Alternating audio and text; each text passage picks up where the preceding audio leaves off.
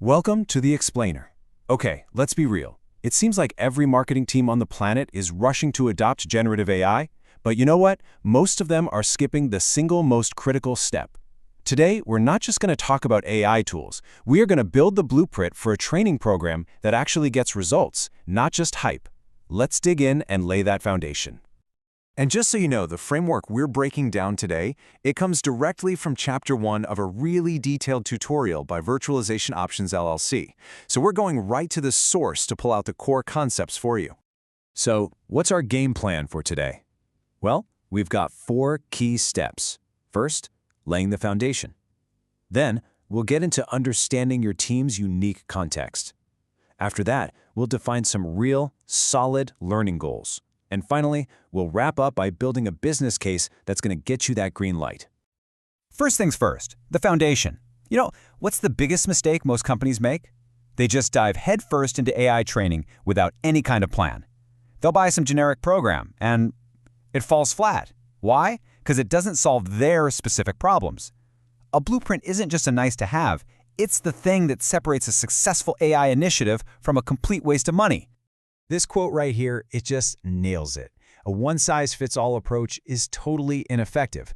I mean, think about it for a second. Does your content marketing team have the same needs as your partner marketing team? No way. They have different goals, different workflows, and totally different levels of AI readiness. A program that works for one is pretty much guaranteed to fail for the other. So where does this whole blueprinting process even begin? Well, it starts with something pretty basic, knowing your team.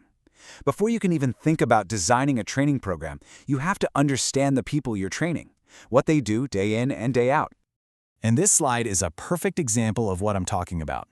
You have to ask yourself, am I training an internal team or a partner marketing team? Because their worlds are completely different. Internal teams, they're focused on thought leadership and demand gen. Partner teams, they need co-marketing templates and enablement stuff. Your training has to reflect their reality. And the only way to really understand their reality is to talk to them. This isn't about guesswork. You've got to interview these key stakeholders, from the top leadership all the way down to the specialists on the ground. Ask them simple stuff, like, hey, what tasks eat up most of your time? Or, where are your biggest bottlenecks? Trust me, their answers are going to point you right to the best opportunities for AI.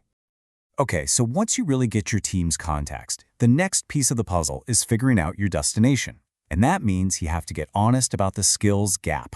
What skills does your team have right now? And what skills do they actually need to be successful with AI?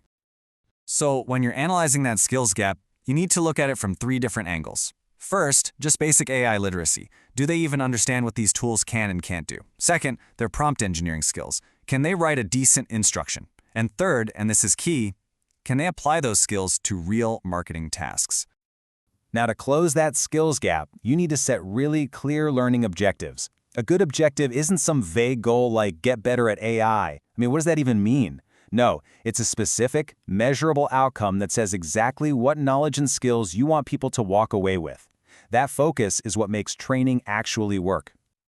And here's what that looks like in the real world for, say, a beginner. See, we're not talking about turning them into AI geniuses overnight.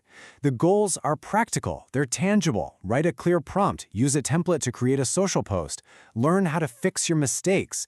These are the small, achievable wins that build real confidence and get the ball rolling. Okay, you've done the research, you've found the gaps, you've set your goals. But here's the thing.